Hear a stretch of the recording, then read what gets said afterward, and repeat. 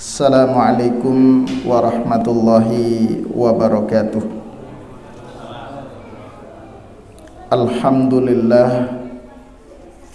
Alhamdulillahilladzi hadana lil Islam wa zayyana al imana fi qulubina wa karraha ilaina al kufra wal fusuqa wal isyan.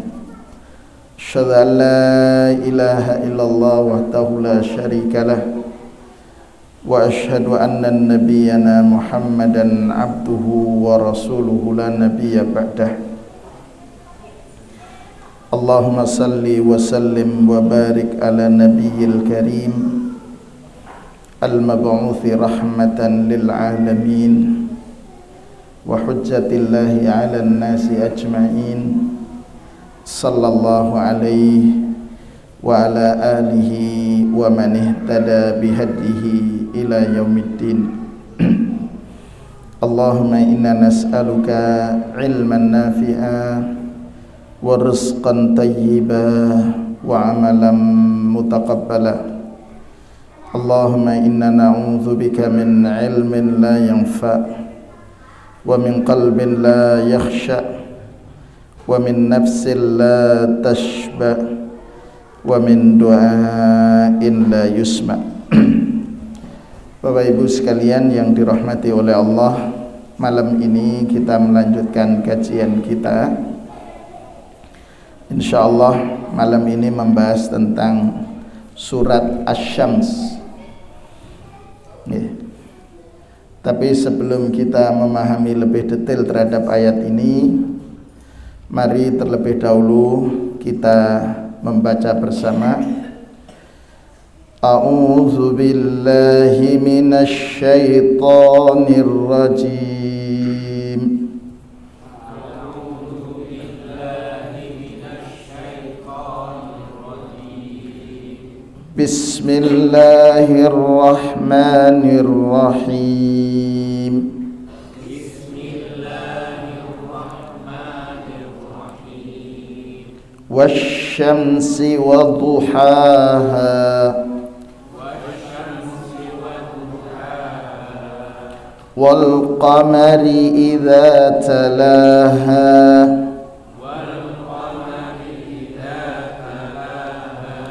wan nahari idza jallaha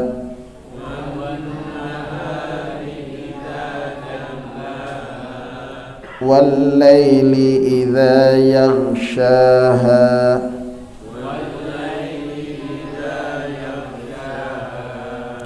was-samaa'i wa ma banaha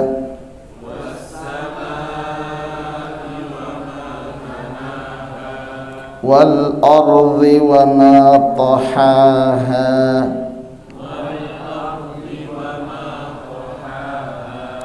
wa nafsin wa ma sawwaha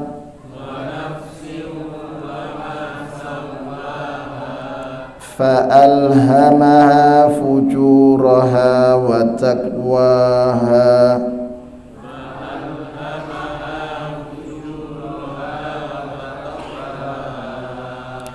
قد أفلح من زكاها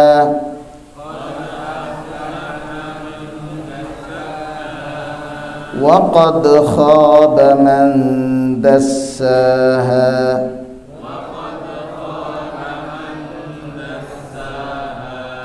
كذبت ثمود بطغواها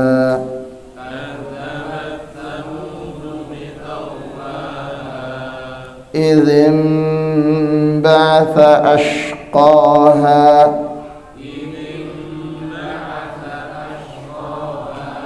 فقال لهم رسول الله ناقة الله وسقياها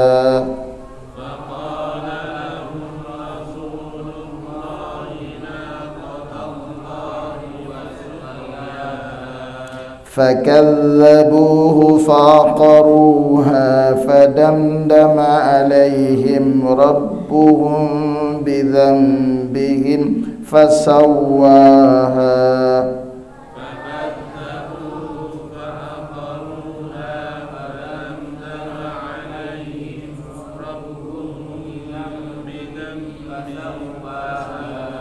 wala yakhafu uqbaha.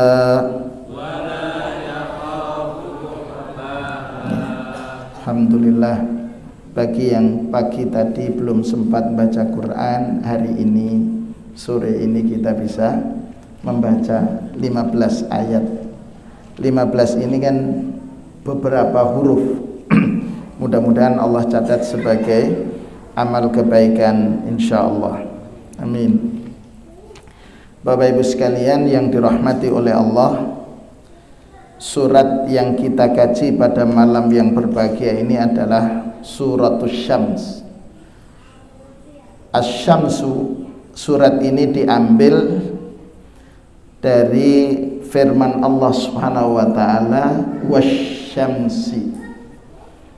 Jadi kalau Dr. Wahbah Az-Zuhaili rahimahullah dalam kitab beliau Tafsir Al-Munir, beliau mengatakan begini: Sumiyat hadhihi suratu suratasy syamsi liftitahiha bil qasamil ilahi bisyamsi al-mughayyarah al-munirah, mohon maaf. Kata beliau rahimahullah,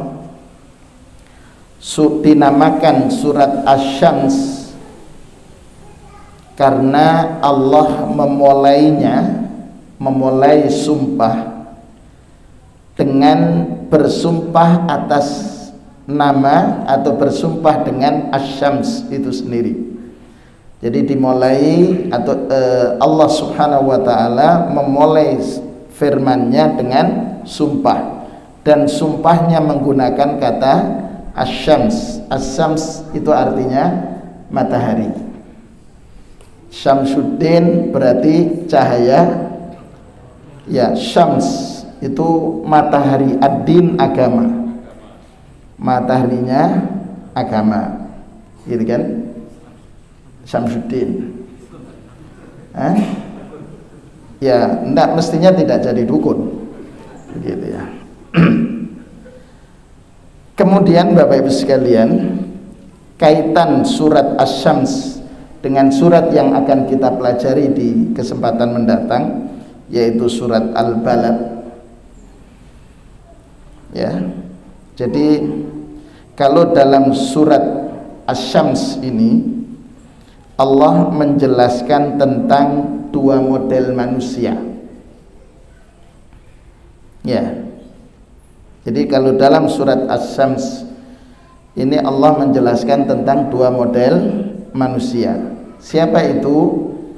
Qad aflaha man zakkaha wa qad khaba man dassaha. Dan itu jenengan cermati keindahan bahasa yang Allah sampaikan. Itu Allah menggunakan kata qad. Qad itu artinya sungguh, sungguh benar. Lah, lafadz qad kemudian masuk kepada kata kerja. Kata kerjanya aflaha. Ini fi'il atau kata kerja madhi.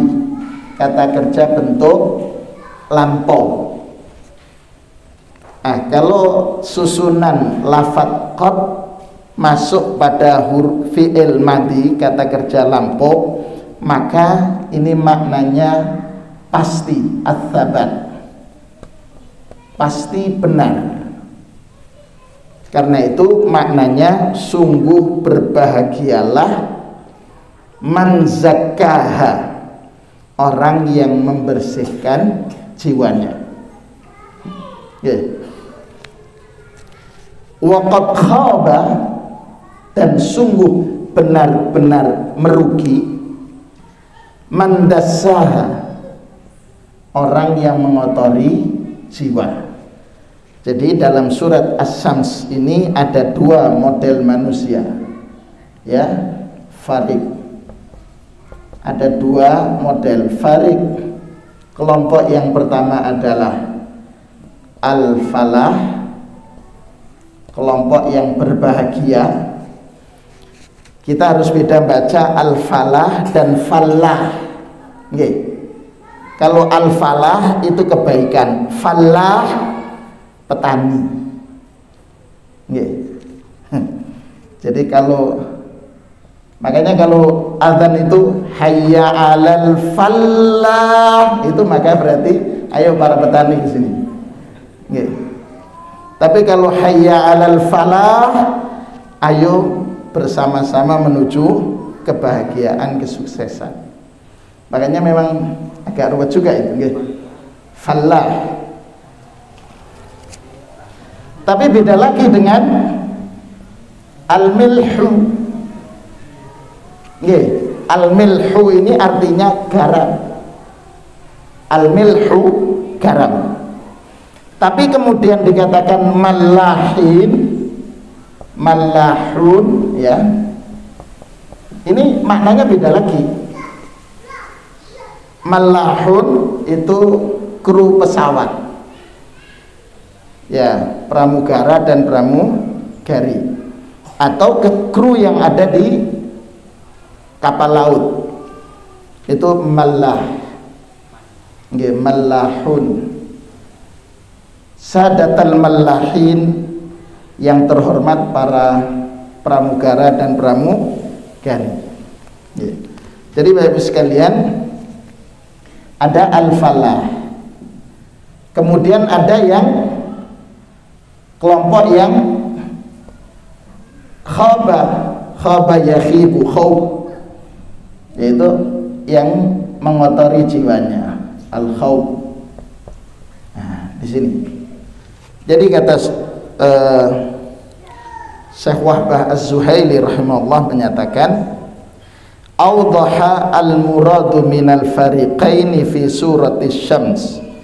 Jadi Allah menjelaskan tentang dua tipe manusia, yaitu tipe al-falah dan tipe al-khawb, orang yang rugi. Ya. Yang kedua, dalam surat ini Allah menjelaskan tentang akhwal. Jadi yang kedua tentang akhir atau endingnya mereka-mereka yang falah itu berada nanti di jannah. Kalau kemudian di sini masuk di mendapatkan iqab, yaitu ancaman neraka. Ini yang pertama. Jadi Bapak Ibu sekalian, setiap ayat, setiap surat kalau kita cermati pasti ada maksud yang Allah inginkan. Kemudian kita mulai yang pertama dari sisi keindahan bahasa, dari sisi balaghahnya. Allah memulai dengan wasyamsi, terus di sini wal qamari. Nggih. Jadi matahari, kemudian di sini bulan. Kemudian wan nahari idza jallaha wal lail. Jadi ada siang, ada malam. Ada matahari, ada bulan. Was-sama'i wa ma banaha wal ardi. Ini diistilahkan al-alam as-sufli. Alam sufli berarti bawah, darat. Kalau as-sama ini al-alam al-ulwi, jadi atas. Nah, keindahan yang Allah sampaikan selalu menyebutkan dengan matahari, bulan, siang, malam, langit, bumi. Itu yang Allah sebutkan. Ini keindahannya. Kalau di sini dikatakan al-muqabalah, berarti saling berhadapan. Kemudian di sini ada juga al-fujur dan takwa. Jadi orang tidak baik, kemudian orang baik. Jadi selalu ada memang sunnatullahnya. Kalau ada langit pasti ada bumi, ada siang, ada apa lagi? Ada matahari, ada bulan. Ya, cuman kalau makanan ada makanan matahari, ya, tapi bulan tidak ada. Gitu. Makanan. Oh, terang bulan, ya betul. Ya, terang bulan, betul. Masya Allah ya. Jadi ada terus gitu ya. Ya, gitu. Subhanallah. Kemudian yang selanjutnya, jadi keindahan yang Allah tampilkan dalam surat Asy-Syams ini selalu berkaitan. Ada siang, ada malam, ada langit, ada bumi, ada matahari, ada bulan, ada fujur, ada takwa. Itu selalu ada. Yang ketiga yang Allah sampaikan di sini, semua berakhir dengan huruf H setiap akhir ayatnya. Coba jangan cermati. Wasyamsi waduhaha wal qamari idza talaha wan nahari idza jallaha wal laili idza yaghshaha was samaa'i wama banaha wal ardi wama tahaha wa nafsin wama sawaha fa'alhamaha fujuraha wa taqwaha qad aflaha man zakkaha wa qad khaba man dassaha kadzabat thamud bitaghwaha idh inba'atha ashqaha faqala lahum rasulullahi naqatallahi wa suqyaha fakadzabuhu fa'aqaruha fadamdama alaihim rabbuhum bidhanbihim fasawwaha wala yakhafu uqbaha. Subhanallah, indahnya Al-Quran. Ini masuk dalam pembahasan kalau dalam ilmu balaghah. Jadi subhanallah. Kemudian timbul pertanyaan. Di sini Allah sebutkan fujur terlebih dahulu, kemudian takwa. Gitu. Padahal di sini disebutkan yang besar dulu. Wasyamsi waduhaha, baru wal qamar. Di sini fa'alhamaha fujuraha wa taqwaha. Saya mendapatkan jawaban yang ditulis, yang disampaikan oleh Dr. Wahbah Az-Zuhaili dalam tafsir beliau, tafsir Al-Munir, dinyatakan itu semua di antara keindahannya tawafukul fawasil mura'atan li ru'usil ayat. Jadi pemisahnya di sini semuanya dengan huruf H, kemudian dalam rangka untuk menyesuaikan. Jadi di antara keindahannya di situ menyesuaikan. Ya. Ini bagian yang pertama. Bapak Ibu sekalian yang dirahmati oleh Allah, di ayat yang pertama wawu di sini. Jadi huruf wawu kalau dalam bahasa Arab, huruf wawu banyak fungsinya.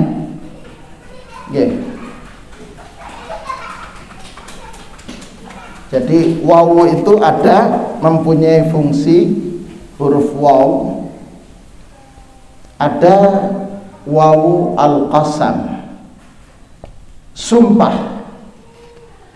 Cirinya wawu itu sumpah atau bukan, itu setelahnya. Setelah wawu qasam itu pasti isimnya majrur Napa isim itu? Saya ingin bagi supaya ini ngerti sedikit, berbagi ilmu.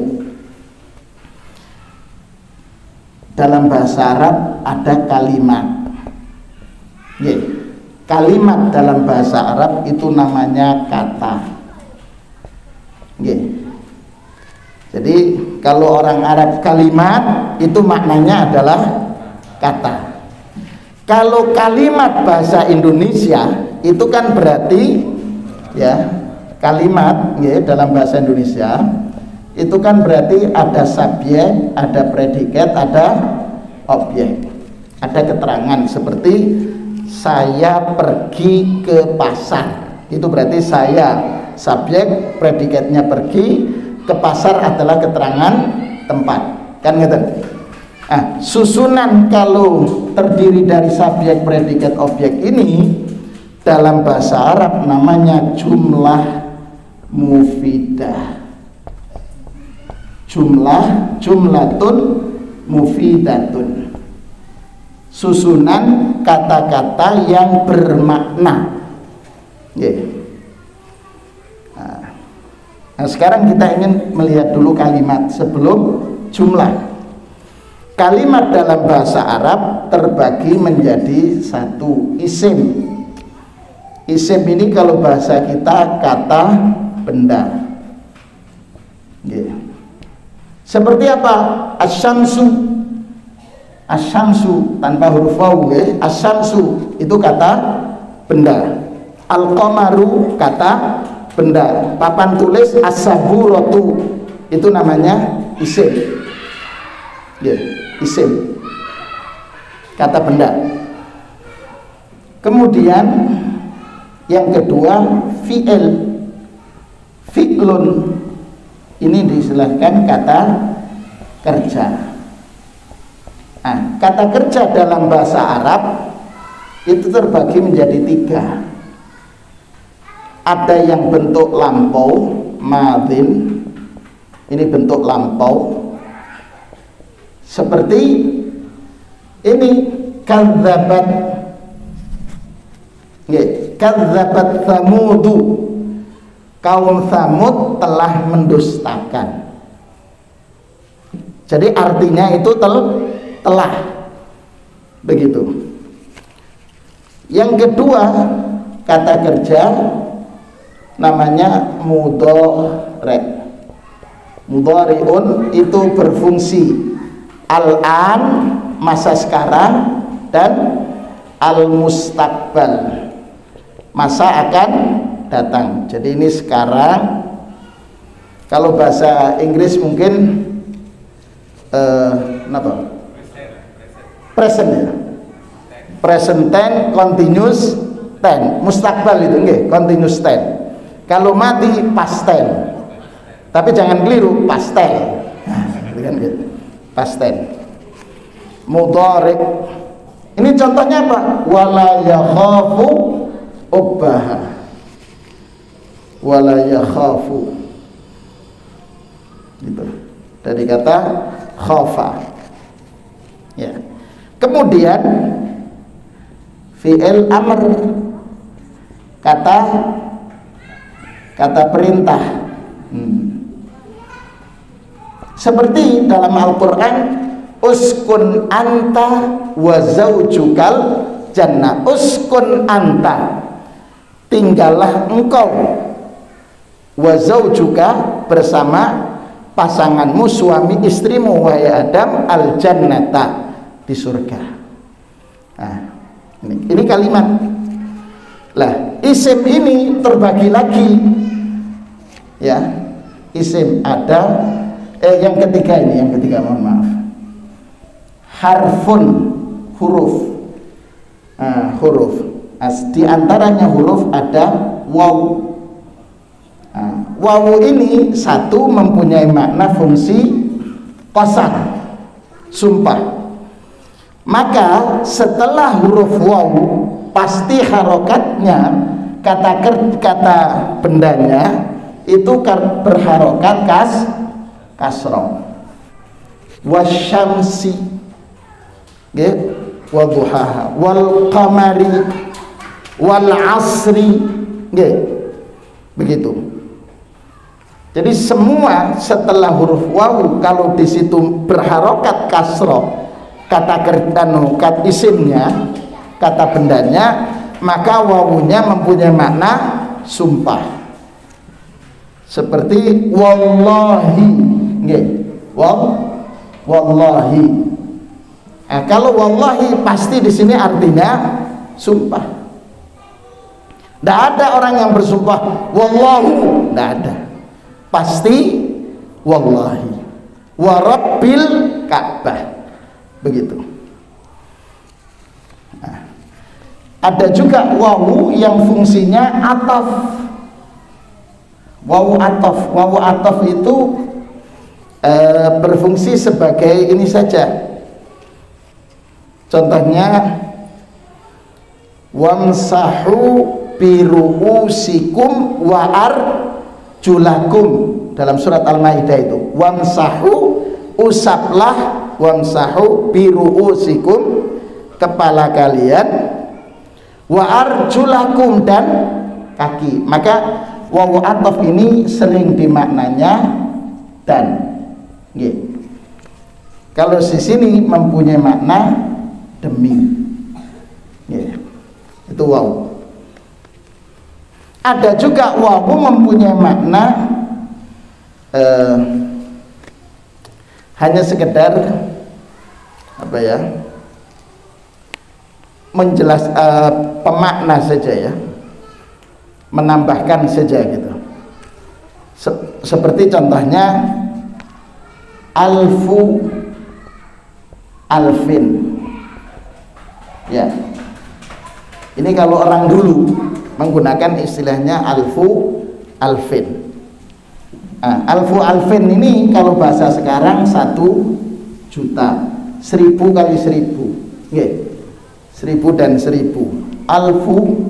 Nah, tapi kalau kemudian mempunyai makna tambah, khamsumi'ah wa khamsun alf, gitu kan? Khamsumi'atin wa khamsuna alf.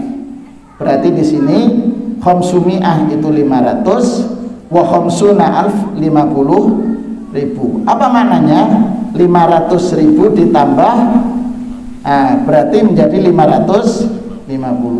Bahasa Arabnya khamsumi'atin wa khamsuna alf. Begitu, nggih. Itu artinya. Ya. Dalam kalau ndak gini kan ndak belajar bahasa Arab, Pak. Nggih, Pak? Nggih, Pak Joko ya? Iya. Ya. Gak usah ditulis sudah, Pak. Nanti aja yang mau belajar khusus. Yeah. Jadi kembali wasyamsi waduhaha. Di sini dikatakan aqsamallahu bisyamsi li'annaha ayatun nahar wa bil qamari li'annaha ayatul lail. Jadi di sini ya, Allah bersumpah dengan matahari dan bulan. Ini menjelaskan tentang keagungan bahwa matahari itu sebagai ayatun nahar, tanda bahwa itu memulai di siang hari. Kemudian al-qamar ayatul al-lail, tanda memasuki malam hari. Dan selalu matahari terbenam diikuti dengan bulan yang mulai muncul. Itu gimana kalau ada nyanyian anak kecil gitu, mulai malam gitu. Ada yang ingat, Pak? Dalam iya TK kan ya, hari mulai malam gitu kan. Dalam terdengar burung hantu, jenengan yang diingat burung hantunya. Nggih. Jadi Bapak Ibu sekalian, asy-syams wal qamar al-ayat adalah ala kamali kudratillah. Jadi adanya matahari dan bulan itu sebagai pertanda tanda-tanda kekuasaan Allah Subhanahu wa taala. Ya. Kemudian Allah bersumpah dengan matahari melalui duhaha. Ya. Duha ini mempunyai makna, ada yang mempunyai dimaknai dengan daud. Dan demi matahari yang sudah mulai menyinarkan sinarnya, demi bulan apabila mengiringi. Jadi apa maknanya?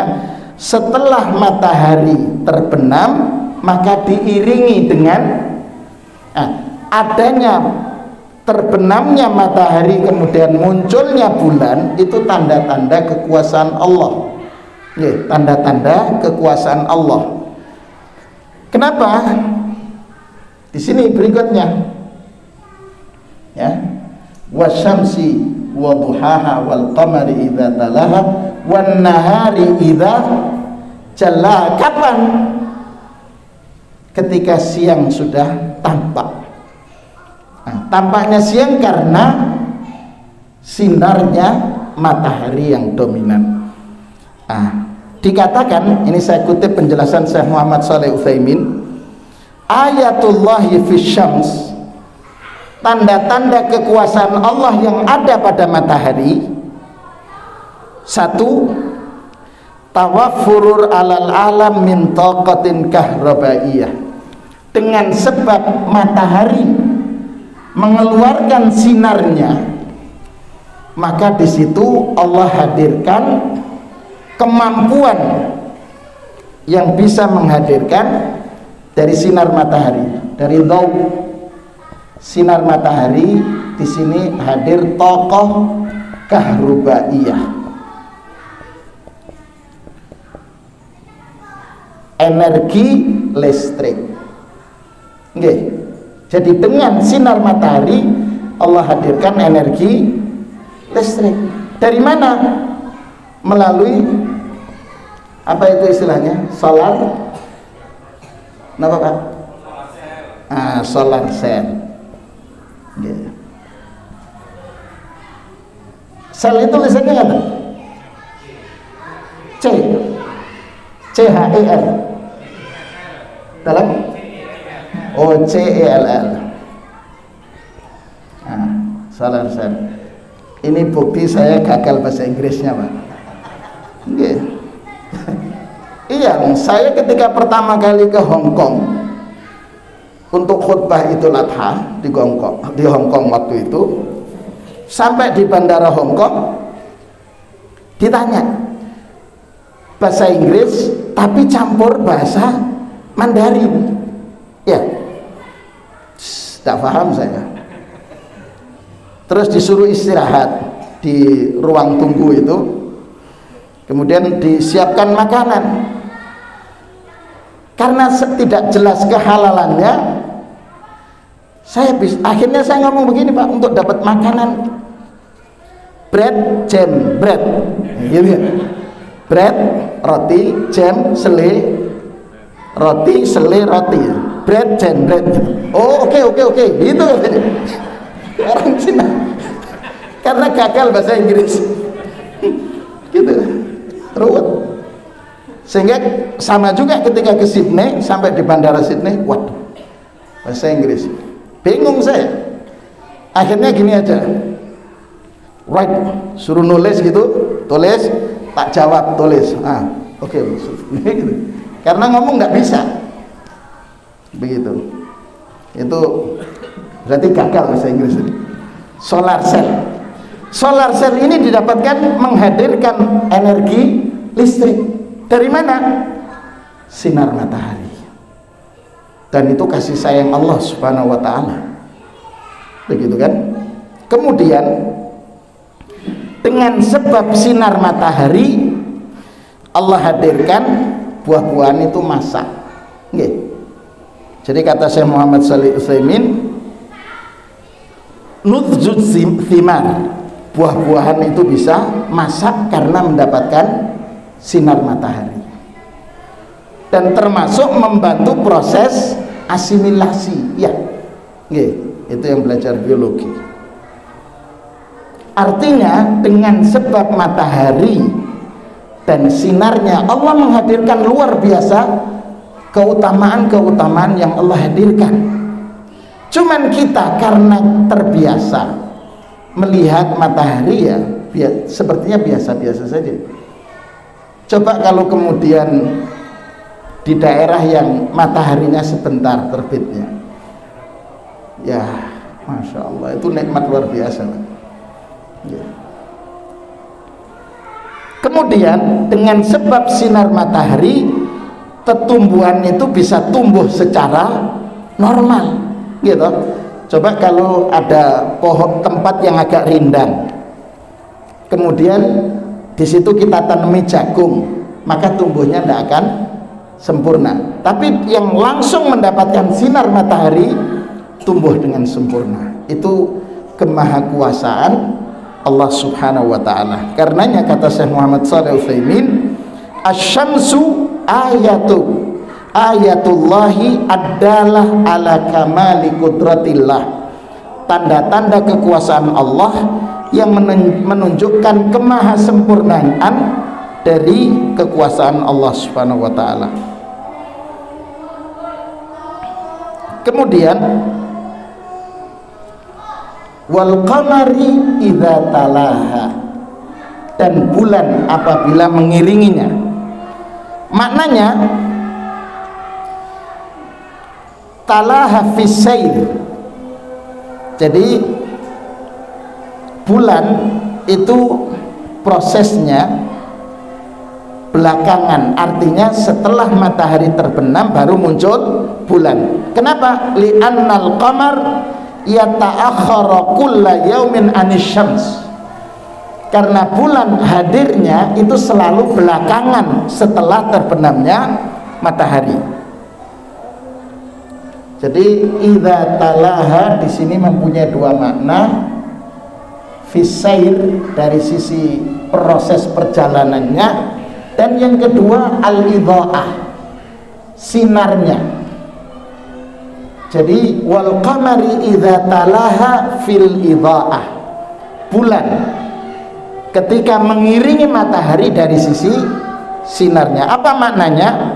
Idza ghabat anisyamsi bada'a dhawul qamar, ketika kemudian sinar matahari sudah hilang baru muncullah sinar bulan. Begitu.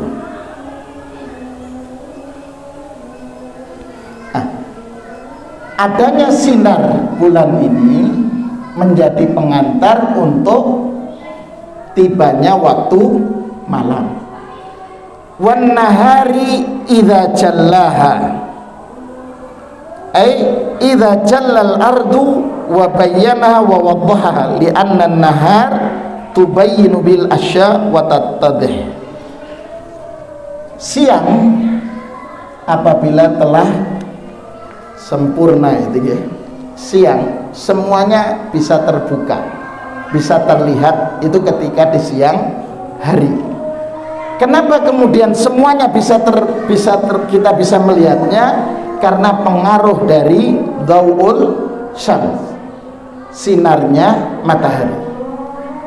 Sebaliknya, ketika kemudian sinar matahari meredup, gitu, dan kemudian berangsur-angsur siang itu meninggalkan, maka masuklah wal-laili idza yaghsha.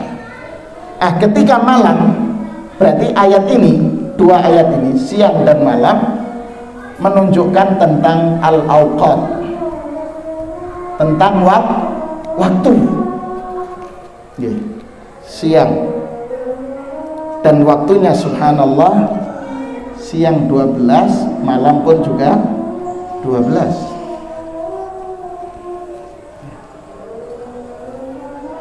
Ketika wal-laili idza yaghshaha, ketika malam telah gelap menyelimutinya, berarti mulai gelap gulita. Di sini muncul keheningan. Yeah. Keheningan. Kita bisa merasakan kenapa di siang hari nikmatnya sholat itu tidak senikmat sholat di malam hari. Yeah. Di malam hari itu di dalam kesunyiannya itu kita bisa menikmati dan bisa merasakan nikmatnya melaksanakan ibadah kepada Allah. Tapi di siang hari tidak bisa tidak kita rasakan sebagaimana di malam hari. Kenapa? Karena ketika malam sudah menyelimuti, maka yang terjadi adalah keheningan. Ya. Dan di waktu malam ini adalah waktu untuk istirahat. Ya. Jadi subhanallah, ini keistimewaan yang luar biasa sekalian.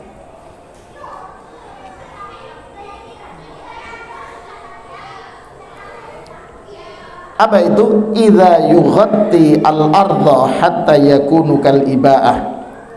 Jadi bisa juga maknanya malam apabila telah menyelimutinya. Barangkali di antara Bapak Ibu ada yang pernah naik pesawat malam hari ya. Mungkin take off-nya dari Jakarta misal menuju Surabaya, take off-nya itu jam 5:15. Masih terlihat sinar matahari. Tapi ketika kemudian kita di atas, sudah berada di ketinggian, itu kita bisa melihat bumi itu seperti hamparan dan gelap. Gitu? Gelap. Kenapa gelap? Karena memang sinarnya sudah redup.